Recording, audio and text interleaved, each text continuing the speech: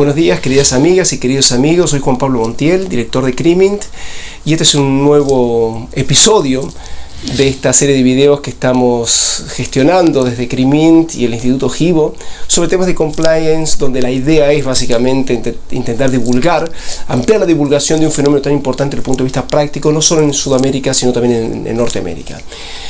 El día de hoy me interesa traer acá un tema que con el tiempo o en los últimos tiempos está empezando a tener cada vez más importancia, sobre todo en aquellas posiciones más críticas respecto al compliance, donde buscan deslegitimar este fenómeno a partir de considerar que violenta el principio de legalidad. ¿Cuál es el argumento que estas posiciones más clásicas, si se quiere, sostienen para criticar al principio de legalidad, al compliance frente al principio de legalidad? Básicamente consideran lo siguiente, y es que dado que el compliance ayuda a determinar la responsabilidad penal de la persona jurídica y eventualmente la responsabilidad penal de la persona individual, y en el fondo el compliance no se trata más que de reglas que la propia empresa se da, es decir, no de reglas que dicta el Parlamento, sino de reglas que la propia empresa se da, en el fondo se estaría castigando a una persona jurídica o a una persona física a partir de reglas que no están legitimadas por una decisión del Parlamento, sino que más bien aparecen fundamentadas en una decisión que adopta la propia empresa. Yo creo que aquí es importante, personalmente creo que hay fuertes razones para no compartir esta mirada sobre cuál es, cómo se posiciona el principio del compliance frente al principio de legalidad. Lo primero que hay que considerar, creo yo, es cuál es el fin del principio de legalidad, o qué es lo que protege el principio de legalidad. Es importante considerar que el principio de legalidad, según lo que se observa en la tradición jurídico-penal, el principio de legalidad apunta esencialmente a señalar que solamente el hecho punible, como así también la pena, deben estar establecidas legalmente. ¿Esto qué significa? Que no es necesario, desde el punto de vista de legalidad, que aparezcan pormenorizadamente detalladas en la ley o pormenorizadamente detallados en la ley aquellos criterios de imputación, aquellos criterios que permiten atribuir la responsabilidad a una persona física o jurídica.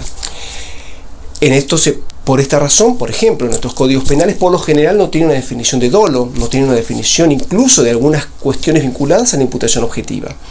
Por esta razón, y se considera que no es necesario que el principio de legalidad se meta aquí. El principio de legalidad simplemente se tiene que meter a determinar el hecho punible y la pena correspondiente a ese hecho punible. ¿Qué sucede con la regulación, básicamente, de la responsabilidad penal de la persona jurídica? La ley lo que establece es básicamente cómo se configura el injusto de la persona jurídica, y este injusto se configura, según la doctrina dominante, cuando existe un déficit de organización. Es decir, el injusto es el déficit de organización.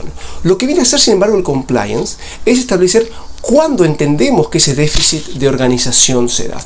Es decir, algo similar a lo que sucede en el ámbito de la imputación objetiva. El tipo penal nos define que es un homicidio, nos define que son las lesiones, pero después hay reglas no escritas, que son las que se derivan de la teoría de la imputación objetiva, que nos dicen cuándo vamos a entender que existe una lesión atribuible a una persona o un homicidio atribuible a una persona.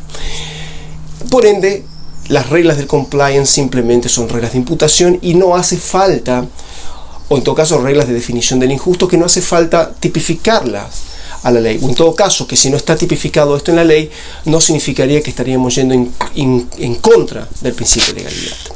Pero además yo los invito, incluso a los críticos del compliance, a reflexionar más detalladamente en esto. Yo creo que en todo caso deberían amigarse con el compliance. ¿Por qué?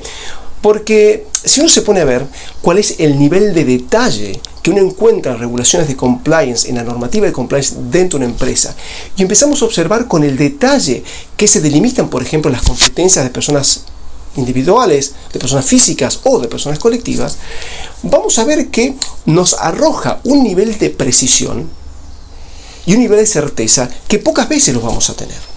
¿Esto qué significa? Que si el principio de legalidad, dos de las grandes aspiraciones del principio de legalidad son la certeza jurídica y la interdicción de la arbitrariedad, estas dos circunstancias son fuertes, digamos, la consecución, la persecución de estos dos objetivos se ve claramente beneficiado por el compliance, porque está el grado de detalle con el cual se regulan ciertos fenómenos o ciertos procedimientos que claramente favorece la certeza jurídica y al mismo tiempo restringe la arbitrariedad judicial. De tal manera, amigos, espero que les haya gustado este segundo episodio, y en cualquier caso nos seguimos encontrando para otros subsiguientes. Que tengan un buen día. Hasta luego.